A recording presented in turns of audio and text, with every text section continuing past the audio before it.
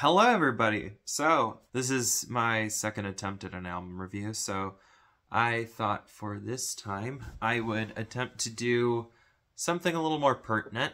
There is an anniversary coming up, and that is the 45th anniversary of this album here, The Raven by the Stranglers, released in September 21st, 1979. So, hopefully, by the time this video is released, it's close enough to when it's released, to the anniversary. So, but yeah, I got this back about last year for, last September, and, Commune, Records over in Pasadena for $30. And yeah, here it is. This is, the one edition where it doesn't have the 3D image on the front. There's a very specific sort of name for it. I'm sure someone will be able to tell me. And so here's the Stranglers on the back. This is on a longship that was, I forget which where it was specifically taken, but I know that Hugh mentions it in a book. And so, here's the packaging. I don't have the vinyl LP within this because it's a bit fragile and I don't want to ruin it, so I've kept it separate. So, here's all the liner notes for side one. Really ominous. I love this sort of way they've done this. It almost, some parts of it almost kind of look like clip art, especially or you know, something that you'd see on a pamphlet or something like that, or a sort of indie publication, especially this right here for Nuclear Device, this right here for Don't Bring Harry. And that's what I find really charming about this, and also this little tidbit here for Genetics. I just adore it. It certainly adds to the sort of grim and ominous qualities of this album. This was not the first Stranglers album I'd heard, actually. This was actually probably the second. I first got acquainted with the Stranglers from their debut, Radis Norvegicus, back in the fall of 2022. Just out of random curiosity, I decided I'll give them a shot because I had no idea how they sounded. I'd seen the cover for ages, but I couldn't tell you what their sound was supposed to be. So I decided, why not give it a shot? And needless to say, I got hooked. And from there, I got curious with everything else, you know, listening to all the other sort of songs that were of renown. Of course, a couple cuts from here, your cover of Walk On By, Golden Brown, Bear Cage, No Mercy, Skin Deep, everything else. I've heard a fair amount of the discography, save for maybe a couple albums from the 80s and pretty much everything from the 90s and most of the catalog from the last 20 years. I'm not as solid on the catalog as I probably should be, but I've heard enough of the Acclaimed stuff to probably make good conversation, so don't worry, folks. So, I'd like to talk about just my feelings about this album and just whatever I've written down here. I've actually written notes this time, folks, so, you know, it's helpful, because whenever I want to talk about an album to the best of my ability, what's best is to take this, put it on, and as you're listening to it, just stream of consciousness, just write down what you're listening to, and then from there, maybe go back, do a bit of extra research, and when you do that, you kind of come out with a more organic interpretation of the album rather than just frequent pauses and, you know, brain fog.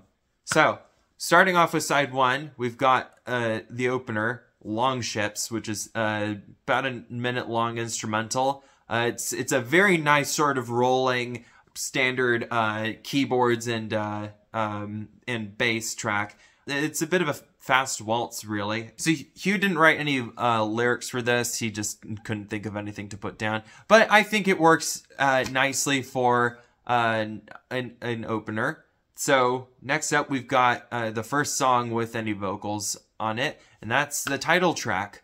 This track has actually got JJ on vocals, which before, whenever you'd hear JJ on vocals, he'd sound usually kind of boorish or rude, or kind of had a sort of not a very pretty sounding voice. But here you have something different. Like if you listen to something like Ugly or Princess of the Streets off the debut, he doesn't sound like he's a very good singer. You kind of get the impression that he's a little heavy-handed, a bit like a Fred Turner and Bachman-Turner Overdrive. But you'd be mistaken, because he actually sings pretty lightly on this one. It's a very hushed sort of vocal. Like if he's recording this at night when he's trying not to wake anybody up or something like. It's a neat little song, I think. A little more cryptic in the lyrics. I especially like in this. You know, it's a very poetic sort of song. The fires that burn along the coast of triumphs, the ebony embittered souls of children will seek another way before too long. But will you stop my wind before I'm gone? And then, of course, the closing tidbit. When I was a Viking, my friend, he was the Raven. That little tidbit is kind of ominous. Of course, this is sort of an allusion to when Vikings would release ravens to seek land and follow them, because they knew that the ravens would go to a place with land. So that's a fun little bit of trivia there. And next up is probably my favorite track on side one, the real heavy, kind of crunchy sounding Dead Los Angeles. Dead Los Angeles is a real interesting track because it doesn't have any guitar. Instead, it has both Hugh and JJ on bass. So you get a real heavy bass sound on this. And really, I dig this track. Lyrics like, the dredged up Mastodon has got his glasses on. He's never seen the shit from the La Brea pit.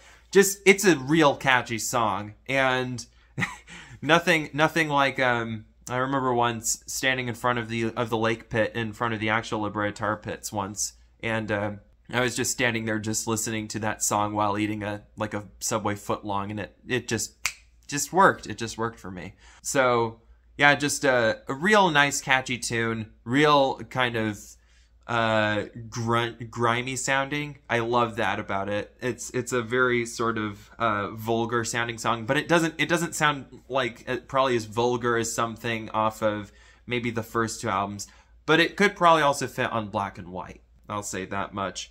And then also you've got like lyrics like, the plastic peach is there on concrete beaches there. You see the leeches there. There's soft marshmallow there. It's oh so shallow there. Essentially, he was just taking the piss out of Los Angeles, which, as someone from the greater LA area, I don't mind. I mean, it's Los Angeles is a bit of a mixed bag anyway, so I don't really mind too much what people say about it. But yeah, moving on, we've got a real interesting track called Ice, which who would have known that a track about seppuku would be so catchy? Because yes, this is a track about seppuku, you know, especially with this little thing right here in the liner notes. You can't go wrong with that. It's another one of those tracks that JJ has vocals on. That's I think JJ also wrote the track, and I think like Death and Night and Blood, Yukio off Black and White. I think this is also one inspired by JJ's fascination with Japan. So that's a fun little thing there. What I love about this track is that there's it has a sort of a string, sort of a frantic string sound in the beginning, and then it kind of cuts right to this sort of chiptune synths that just go throughout, and it's not really like anything I've heard before from this time. I don't think I've really heard too many folks do that sort of thing, and it's certainly something new for the Stranglers. But yeah, I really do like that. It's got a real hypnotic flavor to it, and also makes it kind of catchy. So there's that too. Moving on, we've got the second to last track on side A, which is Baroque Bordello. Baroque Bordello is also filled with a lot of real cryptic lyrics. Not sure what most of this would mean. See a picturesque decay there, something for time to tell. See the woman of your dreams there in a Baroque bordello. The title's essentially another bit of wordplay, like Dead Los Angeles. You know, you've got Baroque, you know, the word Baroque, and then bar rock, you know, like that. And then the bordello part, it's just kind of attached on there. It's a real nice song, I'd say. It's probably, aside from Dead Los Angeles and what I'll mention a little later, this is probably my favorite track on side A. It's got a real ominous flavor to it too. The closer has a sort of ghostly feel to it, especially with the repeating of the chorus there. It really gives it some flavor, which I admire about it. And now moving on to my favorite track of side 1, and probably off the whole album, Nuclear Device, in parentheses, The Wizard of Oz. More wordplay there. So this track's a really interesting one to mention to folks who are not acquainted with the Stranglers. Now, whenever I bring up this album to folks, just to give them an impression of what they're getting into, I always give it the preface of, how does an album about seppuku, the Men in Black, genetic engineering, corrupt Australian politicians, and heroin abuse sound to you? How does it sound? Does it sound like something entertaining? Well, it better, because this is certainly going to be fun for you. And with Nuclear Device, I think it certainly delivers. So this song has actually got a pretty interesting story behind it. It's actually about Australian politician Jo Bjelke Petersen. I don't know if I'm pronouncing that correctly. I'm not very versed in how to pronounce Swedish names, so forgive me.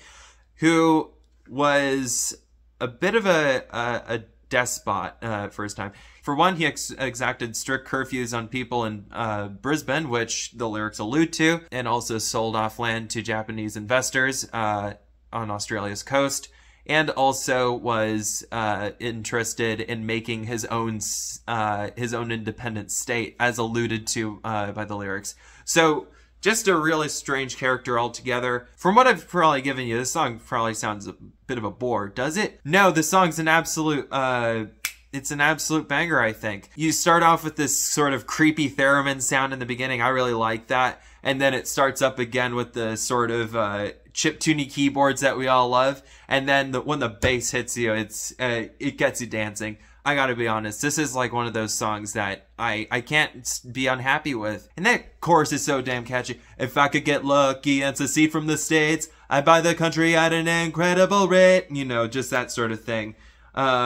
Just a really catchy chorus. And also nice harmonies all throughout. Around the latter fourth of the song, I'd say, it shifts from a little less of a happy, jumpy sort of song into a much more kind of grim and much faster, tighter sort of section called Down Under, which, you know, mentions Aboriginal peoples being sent away from their homelands only for it to be used for uranium extraction, and also mentioning the animals living there being victims of, you know, nuclear device testing, as the title alludes. It's a bit grim. And also probably the reason why I've got a kangaroo getting skewered by warheads. So there's that. A bit of an interesting little one, I think. Now we're off to a great start with side 1. But with side 2, I think this is where things start getting a little more murky. And maybe even a little creepier. Now side 2 starts off with a subject that would be a little more pertinent later on. And that would be what was going on in Iran at the time. Now around this time, in Iran, it was under rule of the last Shah, who was pretty much living like royalty. And, well, actually, he'd been installed there by the British. And just not really making the people happy. And at the same time, you had Ruhollah Khomeini in exile in Paris, who would later become the new leader of Iran. So it's a bit of another one of those tracks where it has a bit of a more political backbone. And you'd think it'd be a little hard to work with. And in my case, I have to admit it is. It's not a very engaging track. There are some interesting parts about it. I do think for example, there's the beginning, which has a recording of a Muslim prayer. And then the keyboards are a little upbeat, which I do like. But it just sounds pretty generic to me. I don't really find this track too entertaining. But you do get near the end a sort of cold chiptune-y sort of keyboards that you had off of Ice. Fun fact, these were actually recorded pretty close to each other. But I don't know, this track just kind of seems throwaway. And also, I'm not really too jazzed with how Hugh's vocals sound in this. Just a little too flat for me. But this isn't necessarily an album where I think Hugh, spits out that bile and venom that you had off of the first couple of albums. So it's a bit more laid back. It's not an album that's trying to really scare you, but more so kind of creep you out, which I think that's an interesting way to go about. Next up, we've got probably one of my favorite tracks off of the second side, and that is Don't Bring Harry. And man, this is a real interesting one. Just a real sort of creepy, sparse song. A very sparse acoustic song. Kind of sounds like something by the Velvet Underground, if you ask me. But with lyrics by JJ. I just love the way this one sounds. Just sounds like something that you'd listen to, at winter with the lights all off. And you're feeling kind of languid and sedentary. It's just got a real, just icky feel to it. And I love it. I love it for that. And of course, the song's about a giant flying elephant with an H on it. Just kidding. It's about heroin. That's what it is. And it makes sense because around this time, that's when the Stranglers are really starting to get into drugs. And ain't that peachy. Of course, if you follow along the Stranglers discography, you can see where that went. Anyway, moving on, we have, we kind of go back to Happy Land with a bit of an upbeat track in Duchess, which is in reference to a girlfriend that Hugh had at one point who was a direct descendant of Henry VIII. Hence the lyrics. Duchess of the Terrace knows all her heritage, says she's Henry's kid, and of course there were a lot of guys trying to be her suitors, and the Rodneys are all queuing up, God forbid. So, it's a nice bouncy sort of track, and also, if Wikipedia is to be correct, I share a birthday with the single, so there's that. Also, for an extra bit of fun, check out the promotional video where the Stranglers are all dressed up in choir boy outfits. It's an absolute riot, in my opinion. Moving on to probably the last two tracks on this album, which I don't really have too much commentary on, but I still think I have a couple things to mention about them. First off is the Men in Black. See right there, you've got a Men in Black, one of the Men in Black. Real creepy sort of song, and probably not one that you'd play to some folks if you wanted to introduce them to this album.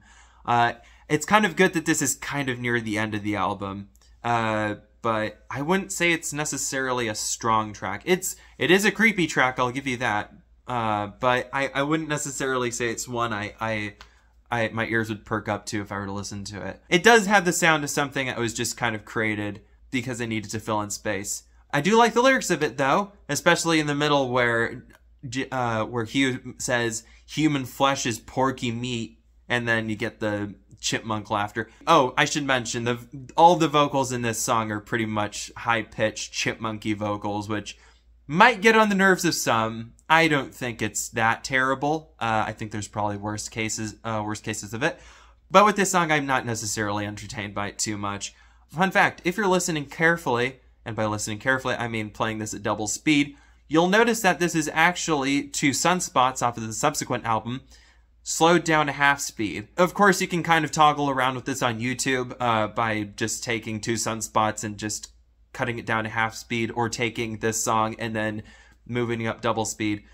It's essentially the same song. However, if I were to listen to either track, I'd say 2 sunspots wins it for me. It's far more engaging, it's catchy, and also it's a load of fun. And also with such lyrics like this, makes you wonder if they would explore something like this eventually. Anyway, so with Genetics, I do find it to be a bit of an okay track. It's not one that I would go crazy for too much, but I do like the themes behind it about genetic engineering, and I do like that it is a creepy sort of song in that respect. And then you've got a quote by Gregor Mendel down at the bottom here in the second section, which I do find quite nice. But yeah, overall, closes out the album on a bit of a weak note for me, but not too terrible, I think. Personally, if it were up to me, I think I would say Don't Bring Harry would have made a better closer than Men in Black and Genetics, but that's just me. So yeah, that's what I think about The Raven by the Stranglers. I'd just like to say, if you appreciate this video, give a like and give me your comments on this about this album. I'd love to hear what you folks have to say about it. You know, maybe we could talk about the Stranglers a little more.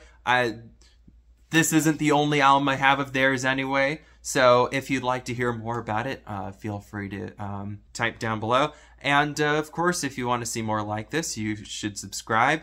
I don't really have anything set up for, you know, like payment, like, you know, sponsoring or whatever. I'm just kind of doing this on my own time, which is pretty much all the time I have, and also don't really have anything set up. Like, I don't have a Patreon, I don't have a Ko-Fi, don't have like a PayPal tip jar or anything like that, because that sort of thing I'm a little I need to kind of figure out. But with that, I should say, you know, keep listening to good music, eat your fiber, and stay hydrated, and have a wonderful day.